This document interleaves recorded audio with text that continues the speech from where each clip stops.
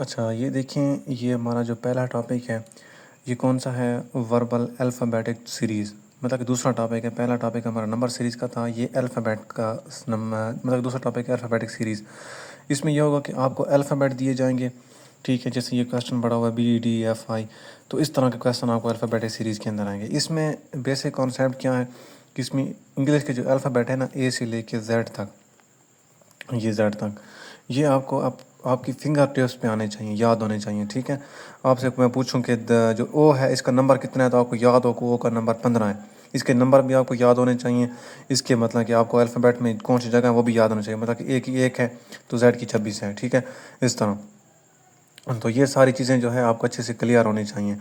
तो जितना ज़्यादा आपको अल्फ़ाबेट याद होंगे, क्योंकि जितने भी सवाल हैं ना, ये सारे डिपेंड करते हैं, बेस करते हैं अल्फ़ाबेट सीरीज़, मतलब ये अल्फ़ाबेट के ऊपर। ये सारे सवाल आपके अल्फ़ाबेट के ज़रिए ही सॉल्व होंगे, ठीक है। इसका जो दूसरा मेथड है वो यही है कि ये अल्फ़ाबेट के ज़रिए सारे सॉल्व होने हैं। अब इसमें कुछ ट्रिक्स हैं जो मैंने कुछ टोटके बनाए हुए हैं। कौन सा? F6, F का जो है वो छठा नंबर आता है। आई का 9वां नंबर आता है। लाइन का कितना है? 12 नंबर आता है एल का। यहाँ पे देख लें, ये पड़ा हुआ है एल, ये 12। और रेटेड आर का जो है 18 नंबर होता है अल्फ़ाबेट के अंदर।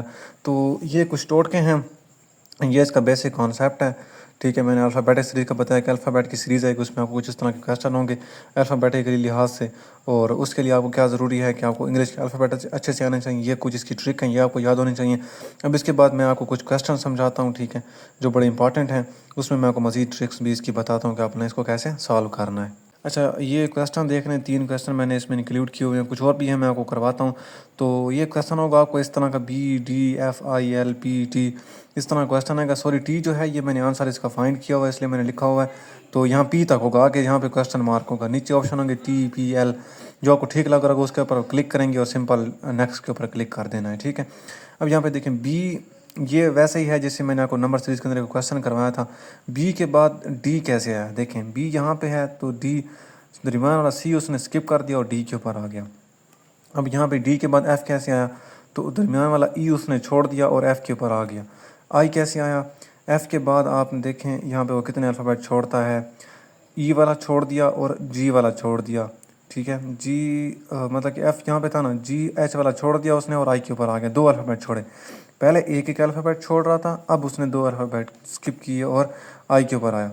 अब यहाँ पे देखें, एल के ऊपर जाने में उसने कितने अल्फ़ाबेट स्किप करेगा? देखें, आई है, JK, 2 अल्फ़ाबेट उसने स्किप किए और यहाँ पे 3 लिखा हुआ है तो इसको आपने कंफ्यूज नहीं होना, 2 है ये, ठीक है। 2 अल्फ़ाबेट छोड़े और एल के ऊपर आ गया।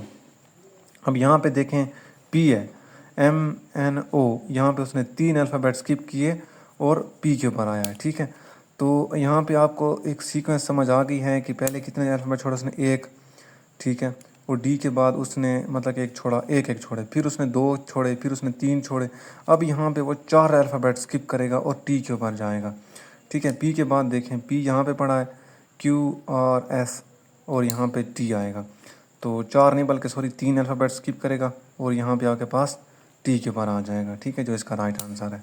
अच्छा, यहाँ पे देखें 2 क्वेश्चन स्किप हो गए थे, ये 2 और 3। ये 2 क्वेश्चन बड़ा आसान है, ACEGI, ये के फाइंड करना था। देखें, ए के बाद सी कैसे है? उसने एक अल्फ़ाबेट छोड़ा बी वाला और सी के ऊपर आ गया।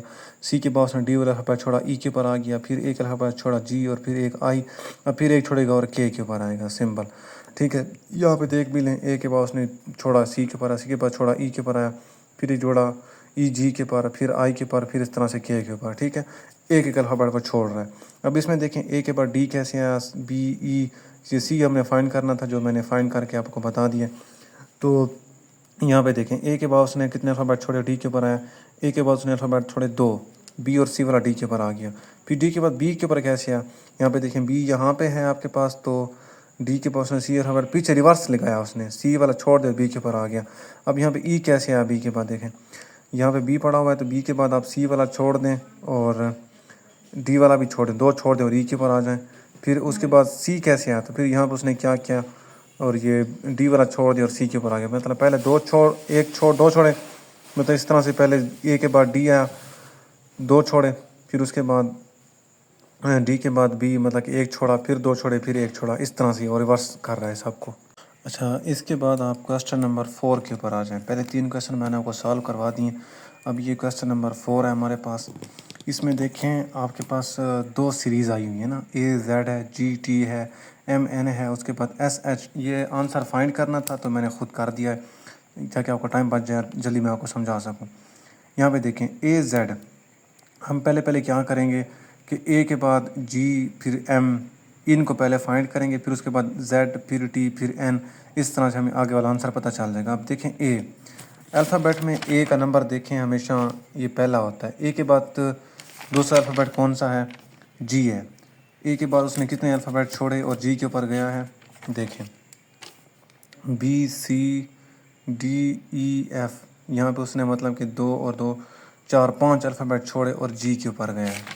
ठीक है, यहाँ पे उसके बाद फिर वो 5 अल्फ़ाबेट छोड़ेगा और M के ऊपर जाएगा। यहाँ पे सीक्वेंस आपको समझ आ गई है। ठीक है, मतलब कि 5 अल्फ़ाबेट छोड़ा। G के बाद देखें 1 2 3 4 5 और फिर M के ऊपर आ गया। ठीक है, M 5 अल्फ़ाबेट उसने मिस किया और M के ऊपर आया।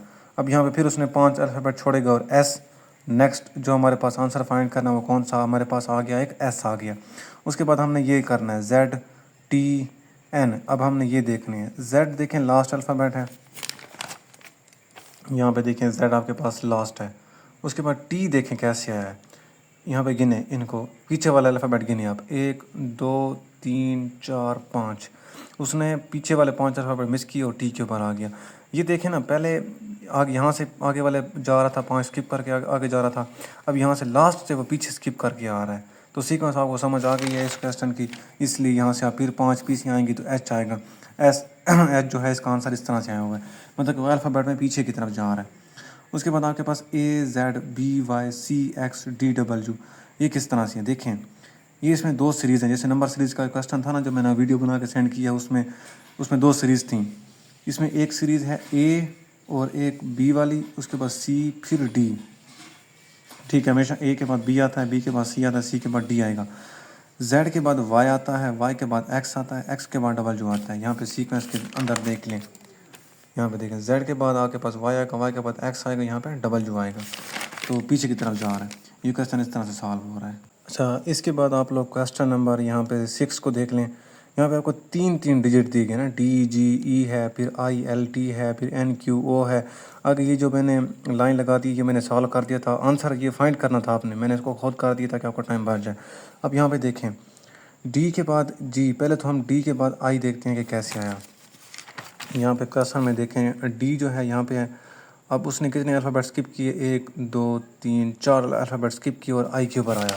ठीक है, तो अब यहाँ पे समझ आ गया कि हमें भी यही करना है। आई जी के बाद अब फिर वो 4 अल्फ़ाबेट स्किप करेगा और आई एल के ऊपर जाएगा। ठीक है, एल आई के बाद वो 4 मतलब छोड़ेगा एन के ऊपर, एन के बाद 4 वो छोड़ेगा और एस के ऊपर आएगा। अब यहाँ पे देखें जी के बाद वो 4 छोड़ता है और एल के ऊपर आता है। यहाँ पे देख भी लें आप, यहाँ पे समझा देता हूँ मैं। जी के बाद देखें 1 2, तो 2 उसने छोड़े और जे 3 और ये 4 छोड़े और एल के ऊपर आ गया। ठीक है, यहाँ पे देखें एल।